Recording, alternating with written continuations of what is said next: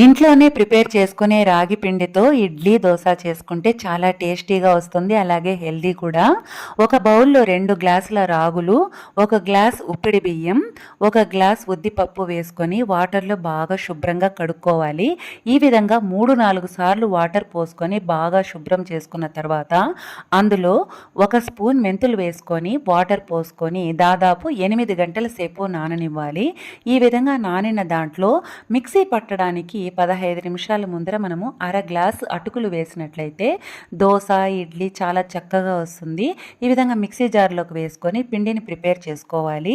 పిండిని ప్రిపేర్ చేసుకున్న తర్వాత ఆ పిండి దాదాపుగా 5 గంటల సేపు పులవాలి.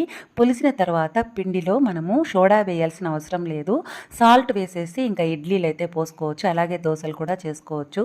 ఇడ్లీలు చాలా మెత్తగా సాఫ్ట్గా వస్తుంది, అలాగే టేస్ట్గా కూడా ఉంటుంది. దోశలు కూడా చాలా బాగా వస్తుంది.